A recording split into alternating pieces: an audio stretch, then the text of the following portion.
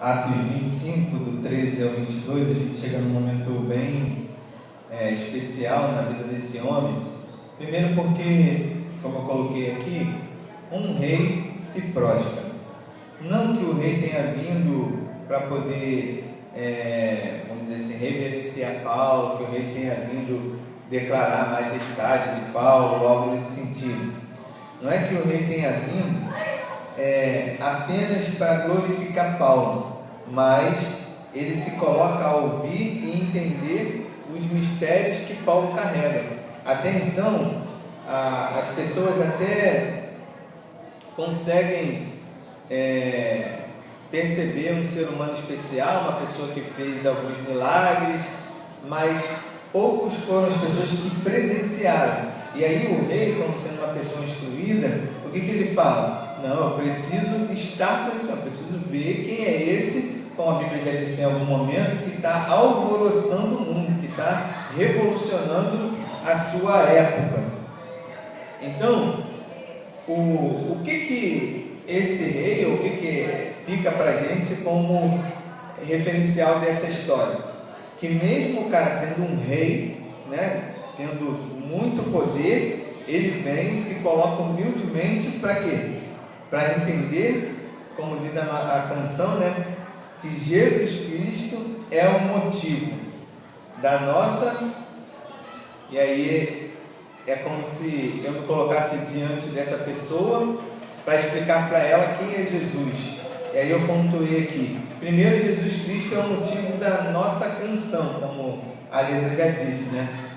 Ele é o motivo do nosso louvor, da nossa adoração. Ele é o motivo de tudo que nós temos para agradecer. É a Jesus que agradecemos pelo ar que respiramos, é Jesus que nós agradecemos pelos livramentos e assim por diante. O segundo ponto desse Jesus é o motivo da nossa salvação. Se não fosse por Jesus, nós estaríamos perdidos. Ele é a razão, ele é o motivo pelo qual nós temos a remissão dos nossos pecados.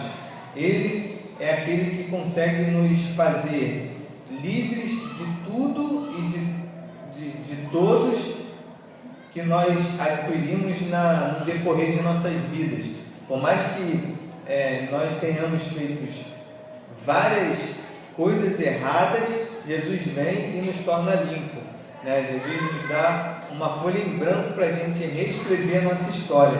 Enfim, Ele é o motivo da nossa missão.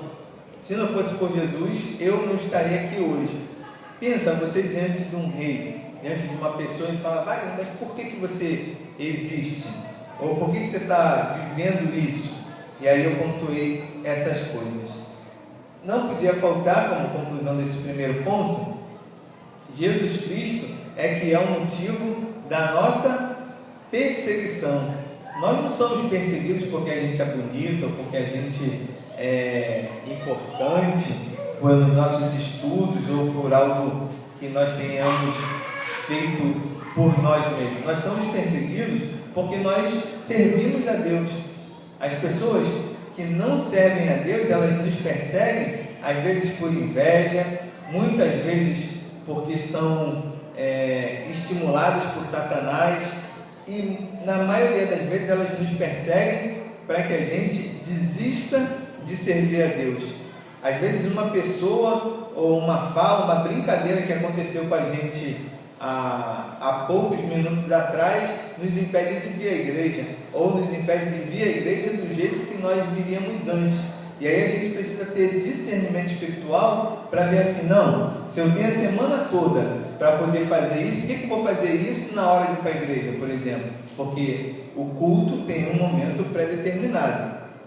Então, Jesus é o motivo da perseguição que nós sofremos, física e também espiritual. Uma vez uma missionária amiga minha, ela contou uma ilustração sobre a cobra e o vagalume.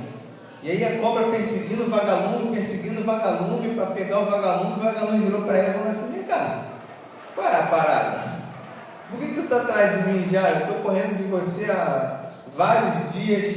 E a cobra virou para ele e falou assim: eu não sei, deve ser por conta dessa luz que brilha em você. Às vezes as serpentes, as cobras, os adversários, eles estão atrás da gente, mesmo sem saber o porquê dessa luz que nós temos, que é Jesus. Mas eles estão nos perseguindo só porque em meio à escuridão que eles estão, nós temos um sinalizador, nós temos uma unção divina que nos faz prosseguir e que nos mantém vivos. O segundo ponto, se eu estivesse diante desse rei, eu diria para ele que não é por religiosidade, porque a religião, ela é contra Deus. Falaria justamente para o rei isso: você está vendo que os judeus estão me perseguindo, que os judeus estão armando cilada, que os judeus estão fazendo tudo isso, porque os judeus são religiosos, mas a religião, ela é contra Deus. Os religiosos como um todo, eles impedem a pessoa de chegar a Deus. Se a palavra religião significa religar, os religiosos, eles se colocam no meio dessa religação. Ou seja, hoje para uma pessoa chegar até Deus, ela tem que passar por mim, que sou o pastor da igreja. Então a pessoa, ela não consegue se achegar a Deus sozinha. Por isso que a religião, na maioria das vezes, ela, em vez de religar, ela separa. Não puramente pela religião, mas pelos religiosos que estão dentro dela. Às vezes um falso irmão, um falso líder, um falso profeta. Religiosos geralmente impedem o homem de chegar até Deus. A religião, ela acaba mecanizando a fé. As minhas experiências, elas acabam sendo restritas aos momentos de culto. A minha fé, ela acaba se tornando algo puramente do seio da igreja. Eu não tenho, vamos dizer assim, frutos de fé, eu não tenho testemunho de fé no meu dia a dia longe da igreja. As pessoas até testemunham o que aconteceu na vida dela e tal, mas fora da igreja, mas você vê que são poucas pessoas que contam um testemunho de algo vivo, de algo realmente que tenha acontecido e que ela fala assim: não, em nome de Jesus isso vai acontecer. Por último, a religião, ela se torna até uma abominação a Deus, porque ao invés dela religar o homem a Deus, ela faz com que um homem persiga o outro em busca de prazer, em busca de bem-estar, em busca muitas vezes de apenas aquela questão política, sabe? Eu não quero me indispor com ninguém por causa de ninguém. É ovelha minha, está fazendo isso e isso, mas eu não vou chegar, assim, amigo meu, está errando, mas eu não vou chegar para o pastor e vou falar que ele está vacilando. Por quê? Porque ele vai ficar mal comigo, uma vez que eu deveria chegar para essa pessoa e falar: vamos conversar com o pastor, você está precisando de ajuda, não é esse caminho. A gente às vezes deixa de fazer o bem por conta de estar bem, né? Dessa política de boa vizinhança. O homem, ele deve ser livre para se relacionar com o divino. Eu já até contei isso uma vez. Um amigo meu, a gente estava fazendo uma trilha, ele é espírita, o Renan, né, velho? Aí ele falou assim: vem cá, mas como é que é esse negócio de religião? Como é que é na sua igreja? Eu falei: a minha igreja é igualzinho o centro de macumba onde você frequenta. Aí ele olhou assim para mim: por quê? Porque muita gente vai para a igreja e fica esperando ouvir do pastor a voz de Deus, não é isso? Aí ele: mas o que isso tem a ver com o centro lá? Quando tu vai no centro, tu fala com Deus direto? Aí ele: não. Então, não é o pai de santo que te fala o que o outro lá, o dono da casa fala que quer que você faça? Então, é tudo igual, é tudo religião. A gente precisa se libertar disso. Você precisa falar com o teu Deus lá sem o tal pai de santo. Assim como as minhas ovelhas, elas precisam falar com Deus sem um intermediário. A religião, ela nos escraviza. Agora Jesus não, ele nos liberta. Ele fala: onde estiverem dois ou três, ele fala: onde estiver pastor, ou onde você tiver um templo, eu ali estarei. Não, ele vai onde nós estivermos. Então a gente precisa repensar o nosso modo até de enxergar o outro religioso, só porque ele faz parte de uma religião diferente da nossa, já que o nosso, vamos dizer assim, proceder, né, é praticamente o mesmo que ele. E por último eu falaria para esse rei: rei, você quer ouvir mesmo? Essa deveria ser a atitude de todas as pessoas. E eles não entendem que eu só quero proclamar para ela. O líder, nesse momento, o rei, ele fala assim: não, eu quero ouvir, mas o povo não pode ouvir. Não é isso? Paulo está preso para quê? Para não falar. E o rei fala para Paulo o quê? Eu quero te ouvir. E ainda traz a mulher dele para ouvir, como fez os outros na outra vez. Então a gente precisa entender isso de forma muito profunda.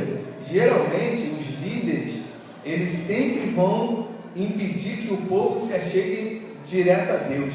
Porque quando a gente se achega a Deus, nós somos libertos da religiosidade, libertos da legalidade, daquele negócio de ter que fazer. Não, agora é assim, agora o pastor falou que eu tenho que fazer isso, eu vou fazer isso. Nós deveríamos buscar a Deus de tal forma que a gente tenha fé que Ele é o Deus realmente que não nós ouvimos, mas que nós vivemos dia a dia ao lado dele. A fé vem pelo ouvir. Nós todos deveríamos nos portar humildemente como esse rei. Parece até assim um trocadilho, um rei humilde, mas é isso que esse rei Agripa ele faz. Ele chega e fala assim: ó, fala aí, qual é a tua missão? Fala aí quem é o teu Deus. E o que Paulo fala para ele? A gente vai ver na semana que vem. Mas enfim, Jesus não é religião. Só quem o busca, conhece e se relaciona com ele. O verdadeiro significado da vida é Jesus e ponto. Jesus é a fonte de água viva. Ninguém pode mudar o outro, mas nós temos o poder de estragar ou de prejudicar o outro, segundo Augusto Cury. Muitas vezes a gente quer mudar o outro por causa da religião dele, mas nós somos religiosos.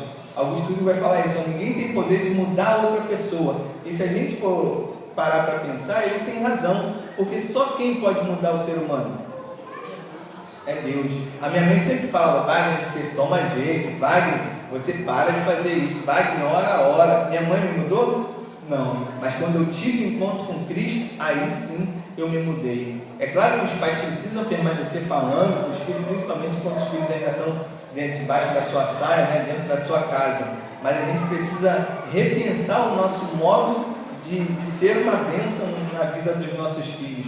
Ao invés de muitas vezes cobrar, a gente precisa dar liberdade, dar amor, dar carinho e dar tudo aquilo que eles necessitam. Enfim, como esse rei nos demonstra um grande exemplo de humildade e de busca da palavra de Deus, essa é a lição que eu tiro para a gente hoje.